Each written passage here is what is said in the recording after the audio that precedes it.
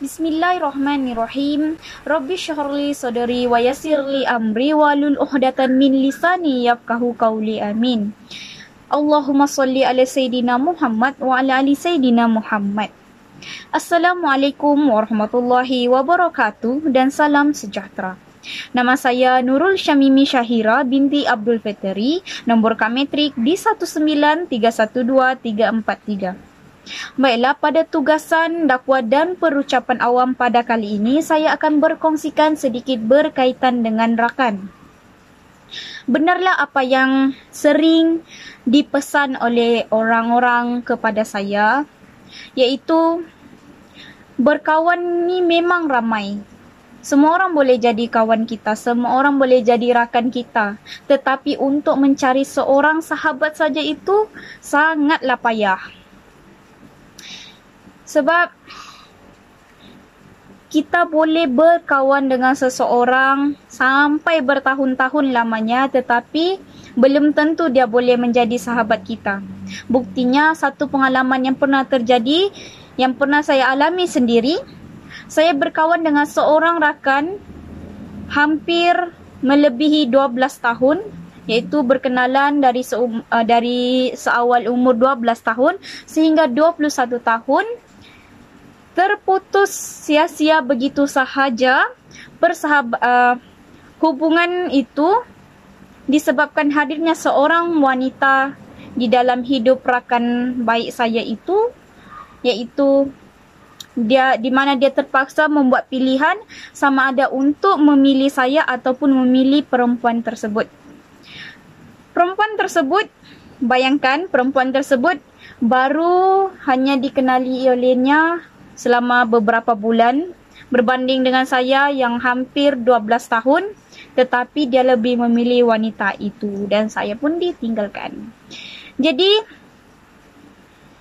banyak lagi jenis-jenis kawan yang pernah saya jumpa sepanjang saya dekat universiti pun sangat banyak, yang baik, yang menghiburkan, yang ada waktu susah dan senang, tetapi akhirnya rupanya ternyata itu tidaklah ikhlas. Di ujung-ujung ternyata bila saya dapat tahu, rupa-rupanya mereka berkata buruk di belakang saya. Dan semua yang mereka lakukan itu bukan atas dasar keikhlasan diri. Jadi kesimpulan di sini, kita tidaklah kehilangan teman, tetapi kita hanya belajar siapa teman kita yang lebih nyata. Orang cakap berkawan itu biarlah berpada-pada, tetapi musuh jangan dicari. Sekian, wabillahi taufik wal hidayah. Wassalamualaikum warahmatullahi wabarakatuh. Assalamualaikum warahmatullahi wabarakatuh. Nama saya Husniza Bahiyatun Nazariah binti Muhammad Asri. Nombor metrik di 20112700. Okey, di sini saya ada satu produk untuk dijual. Produk saya yang ingin saya kongsikan kepada anda semua ialah salah satu daripada produk Mary Kay, iaitu sunblock lah. Di sini saya ada tunjuk contoh. Ni sunblock ataupun orang panggil sunscreen. Okay.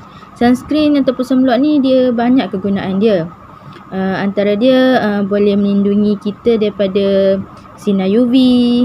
Maksud kat sini sinar UV ni bila kita duduk bawah cahaya matahari, dia boleh melindungi kulit kita lah.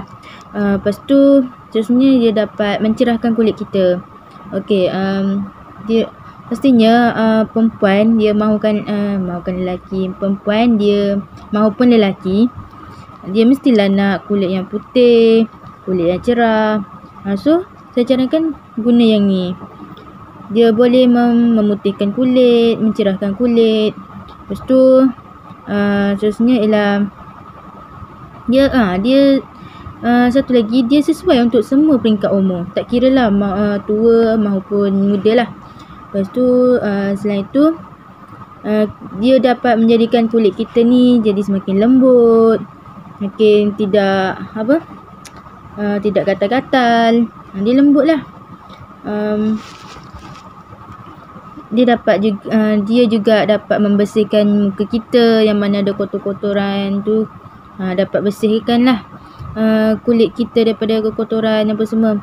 Lepas tu yang paling penting dia dapat menghilangkan jeragat, jerawat. Lepas tu pori-pori kat muka kita tu dia dapat hilangkan lah. Yang paling penting saya nak kongsikan kat sini, produk ini sangatlah terbaik untuk kita. Lepas tu dia punya harga pun tak mahal sangat, dalam RM30 macam tu lah. Dia dapat tapi dia tahan lama. Lepas tu boleh pakai, tengok saya pakai dalam lebih kurang 2 bulan, 3 bulan ni pun tak habis lagi. Sebab dia dapat tahan lama lah. Lepas tu harga dia pun murah, berpatutan. Kita pun berpuas hatilah dengan harga dia, dengan dia punya sebesar ni. Dia punya puas hatilah. Sebab harga dia tu lebih murah daripada berbanding dengan produk-produk yang lain kan. Okay, sekali dengan ni saya cadangkanlah kepada anda semua untuk beli produk ni, dan gunalah produk ni dengan sebaik mungkin. Sebab dia takkan dia punya tak membahayakan kesihatan, tak membahayakan kulit kita. Macam tu. Lepas tu yang pastinya saya nak bagi tahu anda semua, yang pastinya kalau anda semua cuba, pasti anda hendak membelinya lagi. Okey, sekian, terima kasih daripada saya. Alhamdulillahil qail, a'udzu billahi minasyaitonir rajim. Wa qada rabbuka alla ta'budu illa iyyah wa bil walidaini ihsana. إما يبلغن عندك الكبر أحدهما أو كلاهما فلا تقل لهما أف ولا تنهرهما وقل لهما قولا كريما أشهد أن لا إله إلا الله وحده لا شريك له وأشهد أن سيدنا ونبينا محمدا عبده ورسوله اللهم صل وسلم وبارك على سيدنا محمد خاتم الأنبياء والمرسلين وعلى آله وصحبه أجمعين أما بعد فيا عباد الله اتقوا الله أوصيكم وإياي بالتقوى الله وطاعته لعلكم ترحمون. Sidang jemaah yang dirahmati Allah sekalian, saya berpesan kepada diri saya dan menyuruh sidang Jumaat yang dikasihi sekalian, marilah sama-sama kita meningkatkan ketakwaan kita kepada Allah Subhanahu wa taala dengan meninggalkan segala larangannya. Mudah-mudahan kehidupan ini mendapat keberkatan di dunia dan di akhirat. Sidang Jumaat yang dirahmati Allah sekalian, Islam amat memuliakan insan yang bergelar ibu dan bapa. Memuliakan ibu atau bapa bukanlah dengan memberi harta yang berlimpah ruah, tetapi dengan akhlak yang baik dari segi anak-anak. Ini adalah antara ciri-ciri orang yang beriman dan dicintai oleh Allah Subhanahu wa taala. Atas kemuliaan dan ketinggian kedudukan ibu dan bapa, maka Allah Subhanahu wa taala mewajibkan kita untuk berlaku ihsan kepada kedua-duanya. Firman Allah Subhanahu wa taala dalam surah An-Nisa ayat 36. A'udzu billahi minasyaitonir rajim. Wa'budullaha wa la tusyriku bihi syai'a wabil walidaini ihsana. Sadaqallahul azim, yang bermaksud, dan sembahlah Allah dan janganlah kamu sekutukan dia dengan sesuatu apa jua, dan berbuat baiklah kepada kedua ibu bapa. Para pendafsir Al-Quran menjelaskan bahawa maksud berbuat baik kepada ibu bapa ialah kita berusaha mencari keredaan dan menggembirakan hati mereka. Keredaan Allah Subhanahu wa taala adalah bergantung kepada keredaan ibu bapa, manakala kemurkaan ibu bapa menyebabkan kemurkaan Allah Subhanahu wa taala. Oleh itu, jelas sekali bahawa menjadi kewajipan seorang anak untuk memuliakan dan memastikan keperluan ibu bapa dipenuhi sebaik mungkin, sama ada fizikal, mental, emosi, agar mereka berada dalam situasi bahagia dan sejahtera.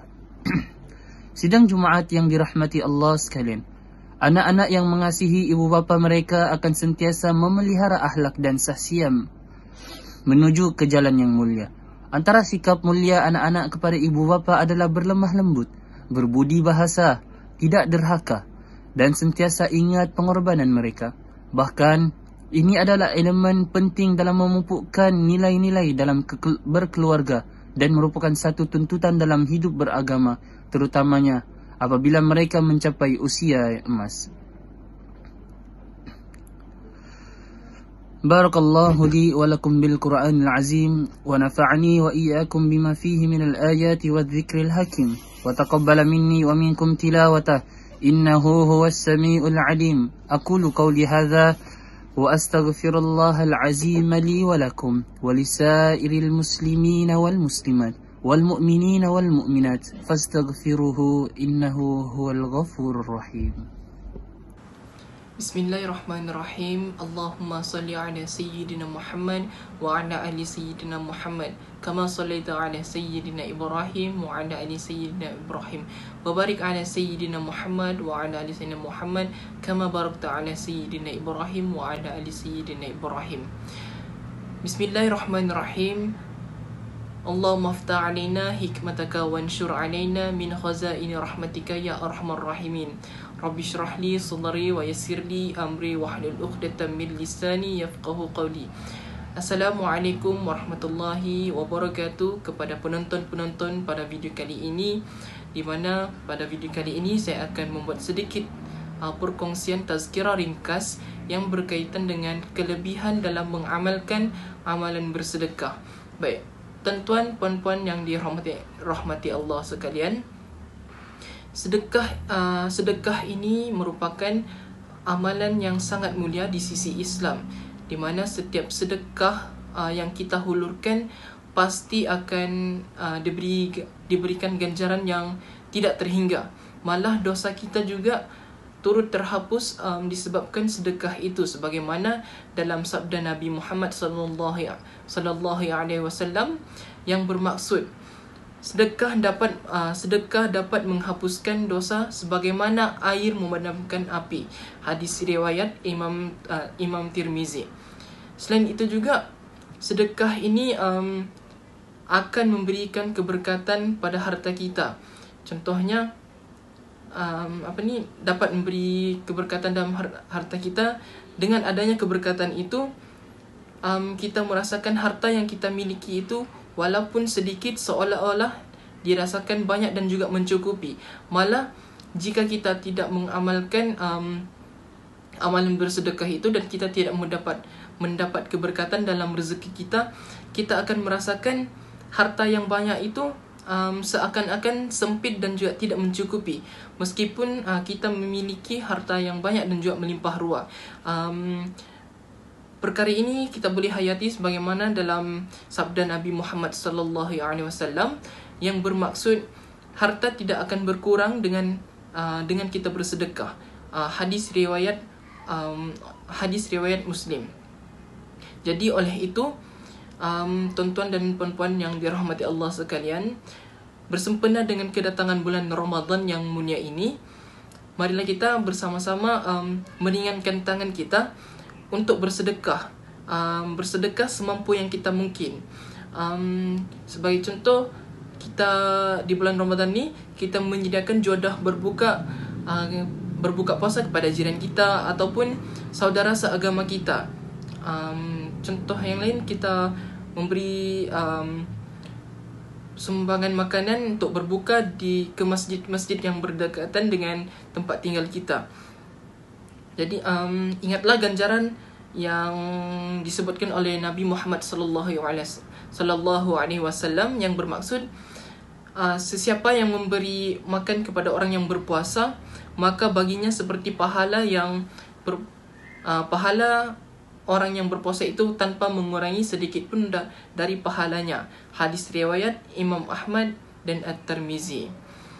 Sekian sahaja tazkirah, sedikit perkongsian tazkirah ringkas yang berkaitan dengan kelebihan amalan bersedekah pada kali ini. Semoga apa yang baik itu kita dapat kongsikan kepada rakan-rakan kita yang tidak dapat bersama pada kali ini, dan apa yang buruk itu datang daripada diri saya sendiri. Sekian, assalamualaikum warahmatullahi wabarakatuh.